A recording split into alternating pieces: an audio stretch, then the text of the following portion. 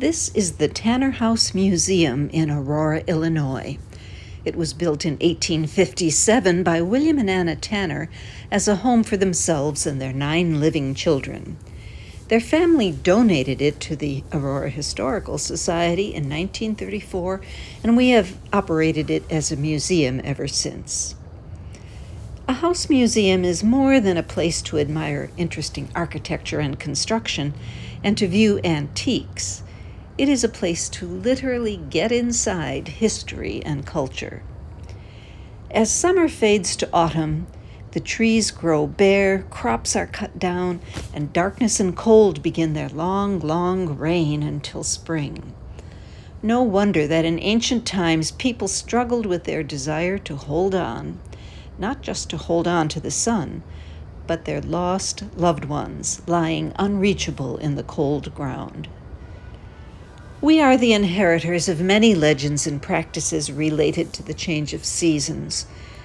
One of the most complicated ancient beliefs was spiritualism, the idea that as the seasons changed in autumn, the veil, the impenetrable barrier between the living and the dead, would become thin, and it might be possible for the spirits on the other side to visit the world of the living.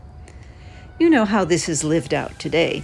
We disguise ourselves in costumes, chase the darkness away with pumpkin lights, play fortune-telling games at parties, and take our kids trick-or-treating while the owl hoots and the moon fades in and out of the clouds. It wasn't so different when the Tanners lived here.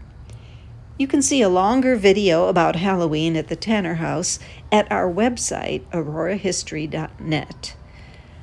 Right now, let's go inside and meet a couple of our docents and hear a tidbit or two about the veil between the two worlds.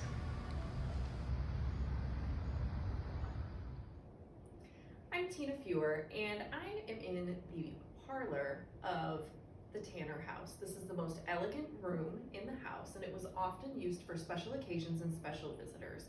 This room hosted 5 Tanner weddings and 3 Tanner funerals.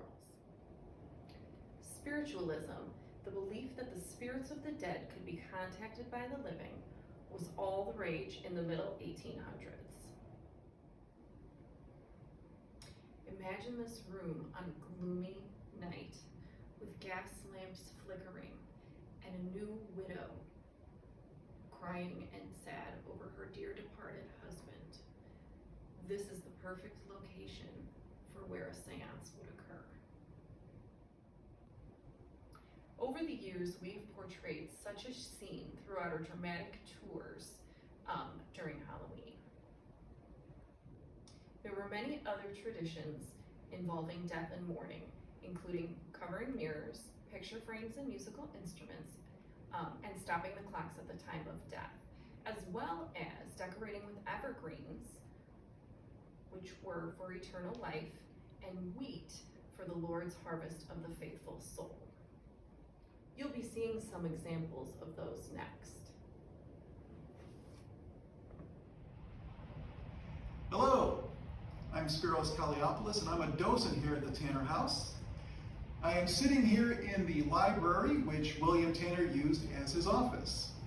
At this desk, he worked over the books of his hardware store, his farmland located west of the city, and his real estate investments in Kansas and in Minnesota. He was a serious, industrious man and a church-going Methodist. If there was a sudden cold breeze coming through the hallway, or even if he felt that perhaps somebody might have been watching him while he was working, he would have dismissed it as just being part of living in a big home with a big family, never once thinking that perhaps the veil between the two worlds might have thinned for a moment. The light from the oil lamps would cast a flickering shadow across the taxidermied birds and shelves of books in this room, but he most likely would never have thought as being an aspect of a supernatural being. Or if it was, he never recorded it for posterity. By the time William Tanner died in 1892, his children, other than Imogene and Henry, who were never married, had moved to other places like Chicago and Wisconsin and were raising children of their own. But there is no doubt they would have returned home by train, horseback, or carriage for the funeral, which was held in the parlor. The meals around this table would have been very sad ones, with women and men wearing all black and with no jewelry or ribbons.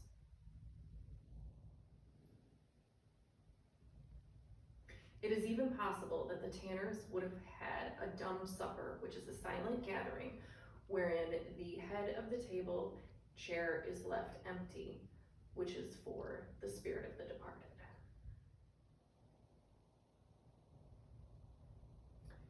There would have been no laughter and no guests would have been invited.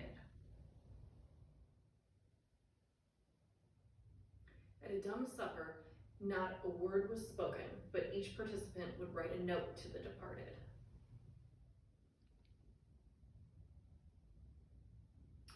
After dinner, each person rose and burned their note at the candle that was at the spirit chair, and then everyone would join hands in silent prayer.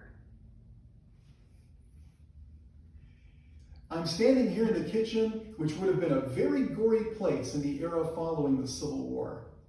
Most Civil War soldiers, when killed, were buried quickly and anonymously where they fell or in nearby fields.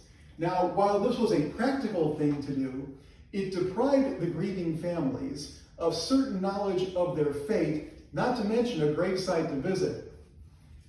As preservation techniques improved, families of soldiers, predominantly wealthy families of the soldiers, would ask itinerant embalmers to prepare the bodies of their sons, usually officers, for the long train ride home for a real funeral and a real cemetery.